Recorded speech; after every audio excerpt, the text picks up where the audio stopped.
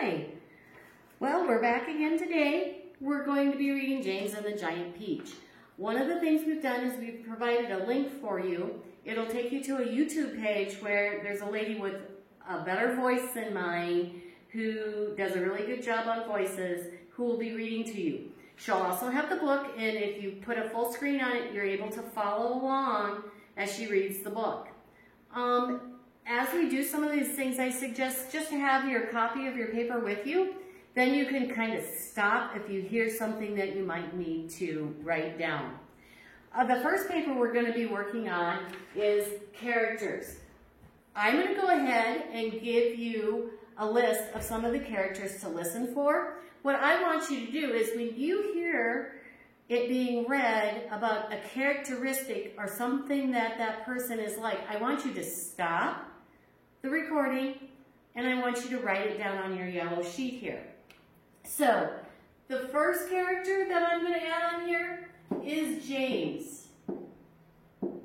He's one of our main characters. I'm going to put two characters together on this next one.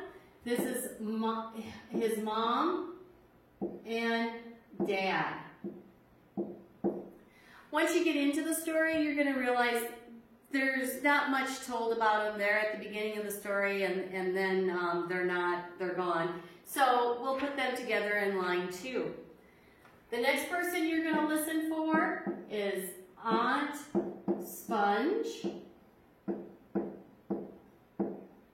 What a name. And Aunt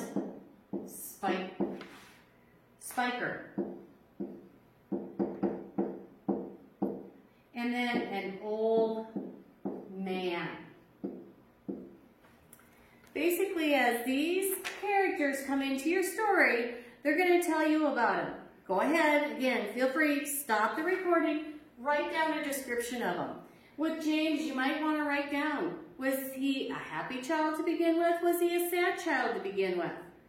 And then after certain things happened, did he turn into a happy child or did he turn into a sad child?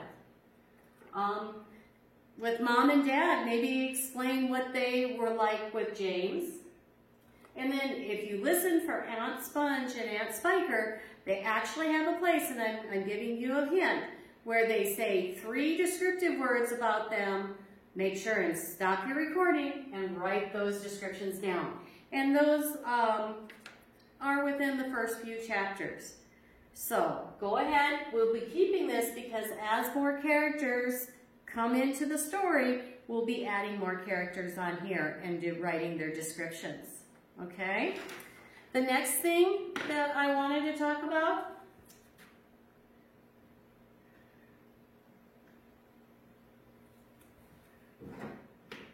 let me erase here,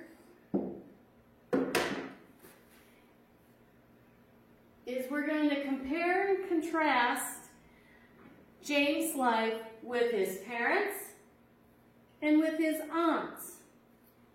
Now, when we're doing that, here's an example. When he lived with his parents, they lived in a beautiful house. When he lived with his aunts, you're going to find that they lived in a rundown shack. Now, the same thing that was to both of them with this little Venn diagram is that he had a house.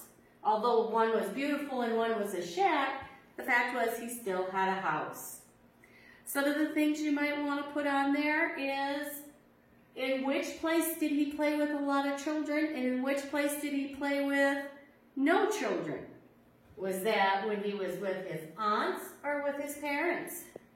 You also might want to look at where he lived. Where did he live with his parents and where did he live with his aunts?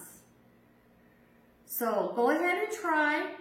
Get maybe 1 or 2. If you can get 1 or 2 down, that would be great. If you can't, just remember, bring that up when you talk to one of your teachers on Zoom.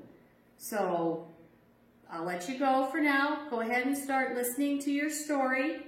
When we get done with chapters 1 through 6, I want you to open up the next link and just listen to chapter 7.